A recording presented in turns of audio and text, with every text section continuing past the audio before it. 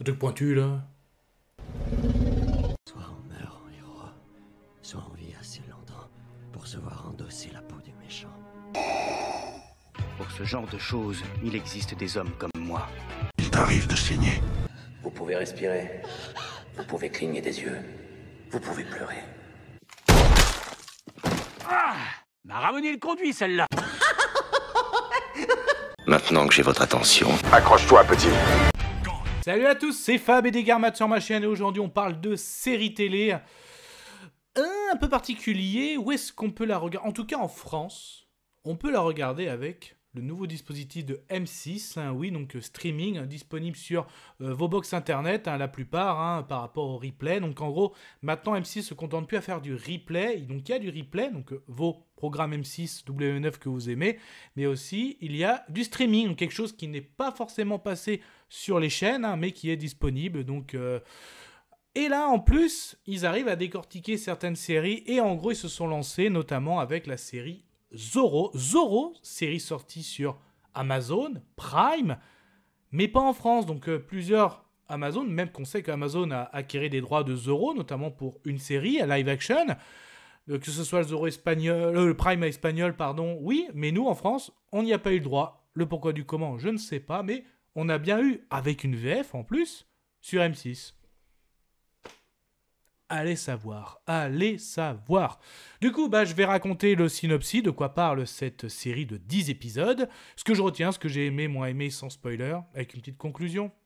Il était une fois une Du coup, nous sommes dans 1834 et tout le monde espère reprendre le contrôle de la Californie, tout le monde, mais qui est concerné? Donc déjà, les vieux colons, j'ai envie de dire, d'un point de vue historique, mais aussi, on va dire, un nouveau gouvernement qui est en train de s'installer. Forcément, ils vont avoir besoin de soutien local, mais aussi les Mexicains, après avoir servi la couronne espagnole. Il y a aussi les oligarques, et oui, russes, qui sont présents à la tête d'une société russo-américaine, donc une autre alliance. Il y a même les Français, pour vous dire, qui ne veulent pas renoncer, en gros, dès qu'il y a un peu de richesse, ils sont par là, forcément. Et comme toujours, qui va trinquer par rapport à tous ces pays qui veulent la richesse d'une zone? C'est le peuple, forcément, qui va subir ses conséquences, notamment les Indiens, donc on va dire les premiers de cette terre. Donc certains sont même réduits à l'esclavage, même des travailleurs mexicains qui vont être exploités, privés de leurs droits, même au sein de leur propre gouvernement, et même il y aura des immigrants de diverses races, de toutes origines sont présents, on va dire, dans cette histoire, cette version de Zorro. Et leur dernier espoir à tout le monde va résider en qui? Oui, le nouveau Zorro, donc incarné par le grand Diego de la Vega, davantage préoccupé par beaucoup d'autres choses, à la fois démasquer le meurtrier de son père, c'est pour ça qu'il va arriver en plein milieu de ce boui-boui. Et au début, ça va être aussi pour voir que le masque de Zorro, il veut surtout à son intérêt personnel, donc démasquer le meurtrier de son père, mais en fait, c'est plus que ça, Zorro, par rapport à tout ce qui se passe. Voilà. Qu'est-ce que je retiens? Qu'est-ce que j'ai aimé? Qu'est-ce que j'ai moins aimé? C'était chouette. Ah, ça craint. Ah, immonde. Je t'aime plus que 3 fois 1000. Non mais déjà, est-ce que vous avez vu le synopsis? En gros, moi j'ai pas réussi à accrocher à tout ce bazar. Non, concrètement, non. Non, tout ça, toutes ces histoires... j'ai envie de dire en plus du classique d'un point de vue des épisodes. 45 minutes, 50 minutes, c'est du classique par rapport au type de série qu'on consomme. Et je les ai trouvés mais longs. Moi j'accrochais mais pas du tout. En plus au début, donc Zorro, on voit que c'est un héritage. Au début on a un premier Zorro. D'ailleurs au début tu te dis what avec les cheveux longs tout ça, en fait tu comprends que c'est un premier Zorro. Et au début en plus c'est des combats au ralenti, je sais pas, peut-être qu'il est fan de Zack Snyder le réalisateur, mais ça prenait pas du tout le style de Zorro avec des combats au ralenti.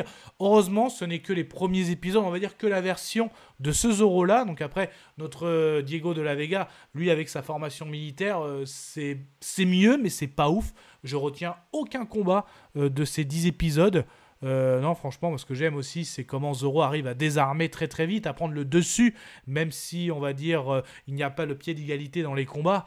Non, là, rien du tout. Et d'ailleurs, le Zorro m'a pas du tout convaincu, l'acteur qui joue Zorro, qui s'appelle Miguel Bernardo.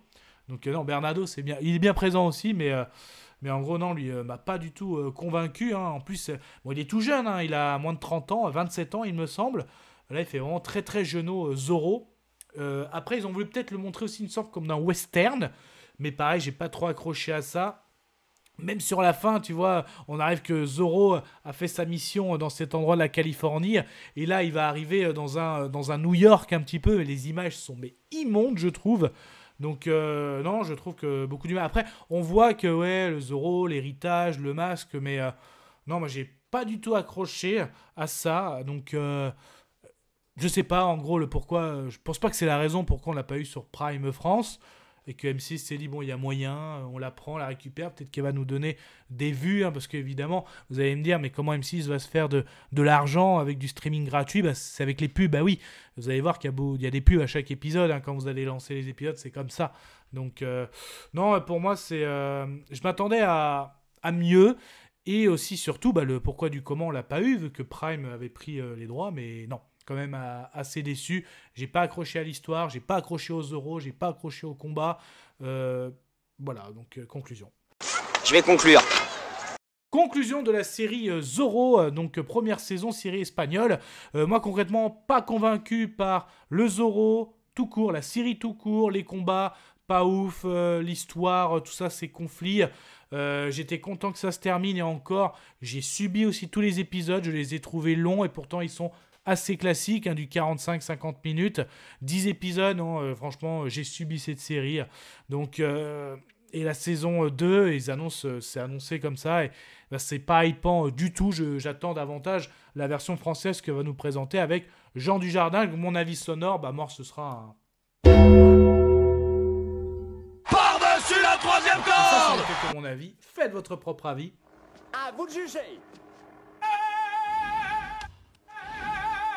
Et puis n'hésitez pas, vous prenez sur la chaîne, hein, donc il y a des playlists hein, sur la pop culture. Hein. En tout cas, prenez soin de vous, que ce soit devant les plateformes de streaming, bah, tout type d'écran, DVD, Blu-ray, on n'oublie pas la toile de cinéma. Et Zorro alors, hypé par le projet avec Jean Dujardin, hein, on peut en parler aussi dans les commentaires. Prenez soin de vous. Kenavo. Je vous souhaite une agréable soirée. Désolé pour le bordel. Au revoir.